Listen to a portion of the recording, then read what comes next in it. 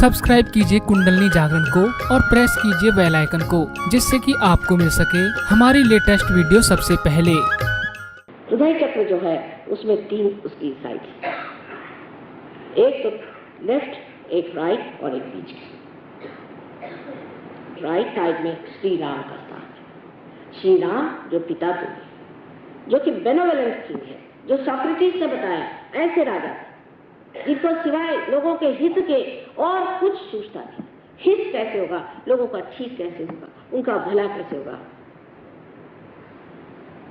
उन्होंने जो कुछ किया इस संसार में सिर्फ एक विचार से कि मनुष्य का भला कैसे। नंगे पांव वन में गए कि वहां की भूमि उनके चरणों से वाइब्रेट हो जाए।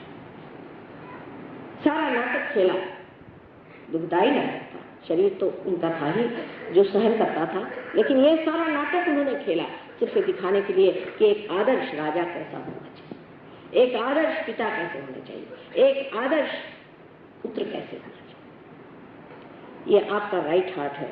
अगर कोई भी इंसान का राइट हार्ट पकड़ता है, माने ये कि किसी भी इंसान में कोई पिता का दोष हो, समझ लीजिए उसके पिता की मृत्यु जल्दी होगी, उसने पिता का सुख न देखा, या अगर उनका अपने पिता से संबंध ठीक न हो, या पिता अगर गलत रास्ते पे चलता हो, या वो पिता से दुश्मनी लिए हो, कोई सा भी पिता का जो तत्व है अगर खराब हो जाए तो ऐसे आदमी का राइट हार्ट पकड़ता है, ऐसे आदमी को अस्थमा होने का अंदेशा। अब देखिए कहां से बात कहां ला रही। इस वक्त आपको श्री राम का ध्यान करना चाहिए जब आपको अस्थमा, इससे आपका अस्थमा ठीक। अब आपके लेफ्ट हैंड साइड में जो हार्ट का चक्र का दोष होता है वो आपकी माँ की वजह से।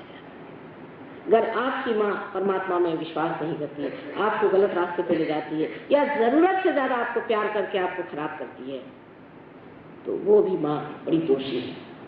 यूंग ने अपने एक एक्सपेरिमेंट में ऐसा देखा कि एक इंसान आकर के उसे बार बार बताता कि मेरी माँ का मुझे स्वप्न आता है कि वो एक विच है, एक राक्षसी है, बार बार आके मुझे स्वप्न आता। तो उसका उन्होंने लड़के से पूछा कि भाई तुम्हारा माँ का तुम्हारे साथ व्यवहार कैसा है। तो उन्होंने कहा भाई मेरी माँ तो ऐसी है कि मुझको इतना पैम्पर करती है, इस कदर उसने मुझे स्पॉइल करके रखा है कि मैं किसी काम का नहीं।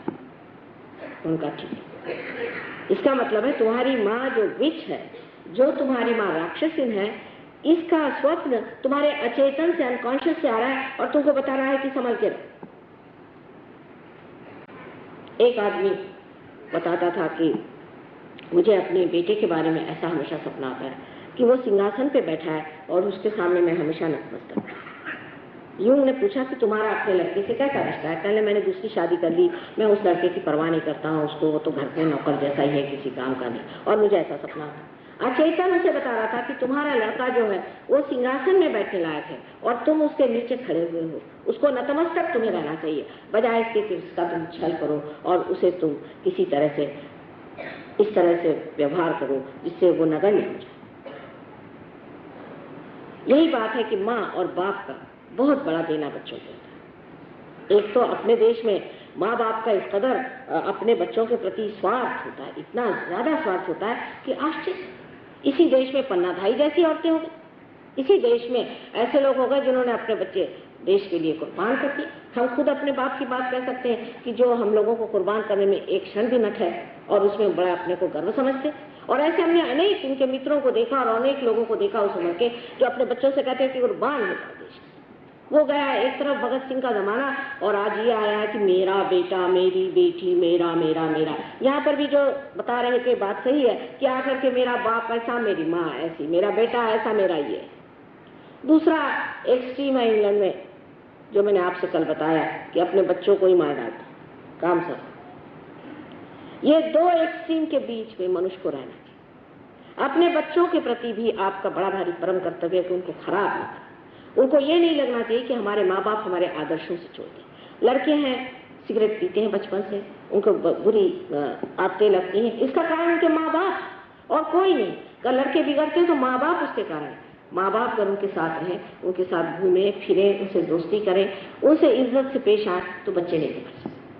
अब ये दोनों चक्र जो हमारे अंदर हैं, और माँ के दोष से अनेक रोग आ सकते हैं। माँ के दोष से ऐसे ऐसे रोग आते हैं कि जिसका निवारण करते करते हम पगला जाते हैं। खासकर टीबी की बीमारी जो है ये माँ से, किसी को अगर टीबी की बीमारी है तो जिसकी माँ बचपन में मर गई हो या माँ का प्यार जिससे न मिला हो, जिस आदमी ने माँ को जाना नहीं, उसे टीबी की बीमारी हो जाए। आप सोचिए इस देश में, इस महान देश में जहाँ की माँ की लोग पूजा करते हैं, वहाँ कितने लोगों को टीबी हो जाती है। इसका मतलब यह है कि माँ जो है बच्चों को खराब कर रही है, माँ उनको दोष लगा रही है, माँ उनसे बुरी तरह से पेश आ रही है। इसका ये नहीं मतलब कि आप बच्चों को हर समय डांटते रहे, फटकारते रहे, लेकिन एक अपनी प्रतिष्ठा के साथ अपने बच्चों के सामने ऐसा एक उदाहरण रखना चाहिए कि बच्चे देखें कि ये देखिए ये हमारी माँ है, इनका बर्ताव कैसे है और हमारा बर्ताव कैसे है। आप ही उनके सामने अगर बहुत चीप तरीके से रहे, रात दिन अपने श्रृंगार में लगी रहें या पति से हर समय लड़ती रहें, तो वो बच्चा भी आपकी क्या इज्जत करेगा। स्त्री में जब तक वो बात नहीं आएगी तब तक वो बच्चे में कैसे। वही बात पिता की है। अगर पिता स्वयं शराब पीता है, आवारा है, घूमता है, घर में नहीं बैठता है, बच्चों से मिलता जुलता नहीं है, बीवी को बातें सुनाता है, ऐसों के बच्चे कैसे क्या बड़े अच्छे हो सकते हैं। वो जगह है जहाँ या नवे भाजने लग्न संस्कार रहा, जो छोटे छोटे उम्र में जो संस्कार हमारे ऊपर लगते हैं वो ऐसे ही होते हैं जैसे कि जिस घड़े के कच्चे रहते वक्त जो उस पर दाग पड़ जाए उसी प्रकार वो पक्के हो जाए। उस वक्त इतना संभालना जरूरी है, इतना उनको प्रेम देना जरूरी है कि जिससे उनकी जो वृद्धि है वो कायदे से हो जाए। पर ऐसा होता नहीं, ज्यादातर ऐसा होता नहीं। हम या तो उनको ज्यादा ही पानी देते हैं और नहीं ही देते हैं। बीचों बीच खड़े रह करके देखना चाहिए कि हमारे बच्चे किस रास्ते पे चलते। फिर ये कहना कि समाज ऐसा बना हुआ है, माँ क्या करे, लड़के खराब हो ही जाते, कैसे? आपका चित्त ही नहीं बच्चे की ओर। कम से कम आप तो कोई शिकायत नहीं कर सकते। इंग्लैंड अमेरिका में तो लड़कों को डोल मिल जाता है 18 साल में तो बेकार जाते हैं, पर आप लोग तो जिंदगी भर उन बच्चों को पालते हैं। फिर भी क्या हुआ, थोड़ा सा शराबी तो पीता है, सिगरेट पीता तो आजकल सभी पीते हैं, उसको गंदी आदतें थोड़ी बहुत औरतों के पीछे भागता है, कोई हर्जा। इस तरह से अगर आप अपने बच्चों के प्रति अपना रुझान रखें, ये तो इसको मैं कहती हूँ कि आप उनके दुश्मन हो गए, क्योंकि जो आपका कर्तव्य है उससे अगर आप च्युत हो गए तो आपने उनको तो ऐसे गड्ढे में ढकेल दिया।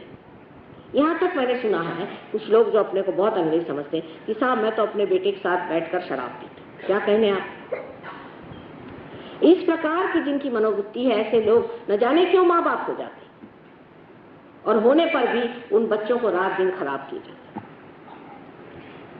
नहीं तो इतना बच्चों के साथ कड़ा ये होता है कि बच्चे घर से भाग खड़े हो जाते हैं, सोचते हैं हमारे माँ बाप को हमारे प्रति कोई प्रेम ही नहीं, उनको कोई दुलार ही नहीं।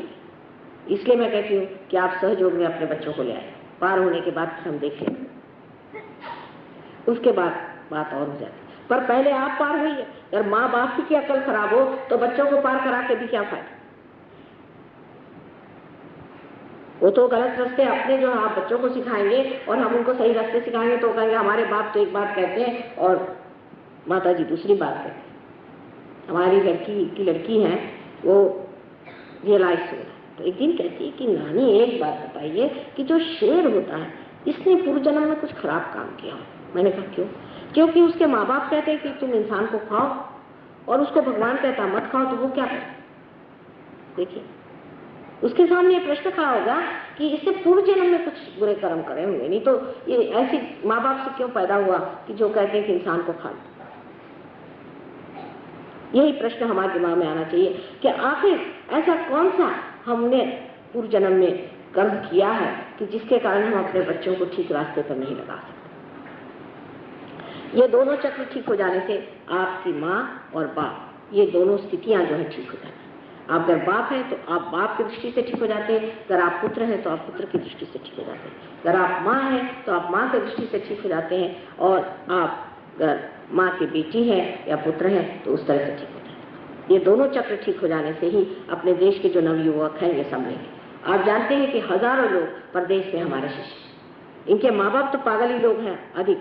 वो लोग शराब पीना, रात भर बाहर रहना, वहाँ की औरतें 4-4 बार शादियाँ करती हैं, आदमी 6-6 बार शादियाँ करती हैं और सब अनाथालय में बुढ़ापा करते हैं। ऐसे बेचारों ने कौन से पूर्व कर्म किए होंगे कि ऐसे उनको माँ बाप मिले। पर ये लोग जब सहयोग में आ गए तब ये अब समझ गए कि अब हमारी शादियाँ हो गई सहयोगियों में, अब हमारे यहाँ बड़े बड़े ऋषि मुनि पैदा हो रहे हैं और इनके लिए हमें कैसे बर्ताव करना चाहिए। उन्होंने एक नई धारा बना ली है कि इनके सामने किस तरह से रहना है।